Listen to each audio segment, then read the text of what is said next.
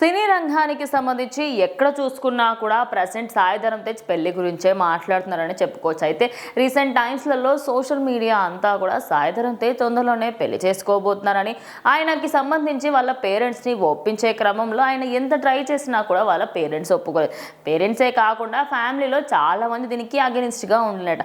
కానీ ఇప్పుడు మాత్రం వాళ్ళ పేరెంట్స్ని ఒప్పించేందుకు నేనున్నానరా నీకు అని మేనల్లుడు కోసం వచ్చి అటు చిరంజీవి మాత్రం సరే వాళ్ళ ప్రేమకి వ్యవహారం గురించి మీకు ముందే తెలిసిందే, తెలియకపోయి ఉంటే అప్పుడు ఏం చేసేవాళ్ళు అని చెప్పేసి ఆయన పాయింట్ ఆఫ్ వ్యూతోని ఆయన మాట్లాడుతూ అదేవిధంగా వాళ్ళ ఇంట్లో వాళ్ళ పేరెంట్స్ని ఒప్పించి తొందరలోనే సాయి ధరమ్ తేజ్ని పెళ్లి కొడుకు చేయబోతున్నారని అనుకోవచ్చు. అయితే ఇంటి పెద్దగా ఆయన మాత్రం ప్రతి ఒక్కరి విషయంలో ఎప్పుడు కూడా కేర్ తీసుకున్నారు. అంటే పిల్లల భవిష్యత్తుకి సంబంధించి కానివ్వండి, లేకపోతే వాళ్ళకి ఏం కావాలి ఏంటి ప్రతి ఒక్కటి కూడా ఆయన అడిగి తెలుసుకుంటూ ఉంటారు. రామ్ చరణ్ ఫస్ట్లో నేను సినిమాల్లోకి వస్తాను అంటే సినిమాలు అంత ఈజీ కాదు అని చెప్పినప్పటికీ కూడా నేను సినిమాలే చేస్తాను అని ఆయన మాత్రం చాలా అంటే చాలా ఖరాఖండిగా చెప్పడం జరిగింది.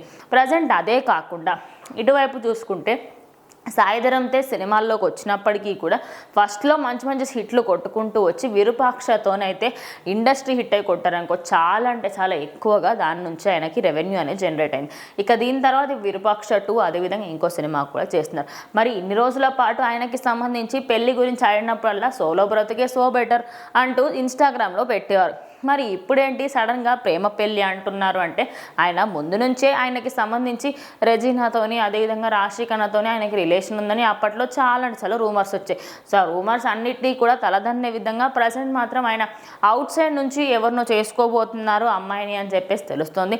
మరి నిజంగా ఈ రూమర్ నిజమైతే బాగుండని మెగా ఫ్యాన్స్ అయితే కోరుకున్నారు. సో చూద్దాం మరి మెగా ఇంట్లో ఇంకో పెళ్లి బాజా మోగబోతుందా లేదా అనేది.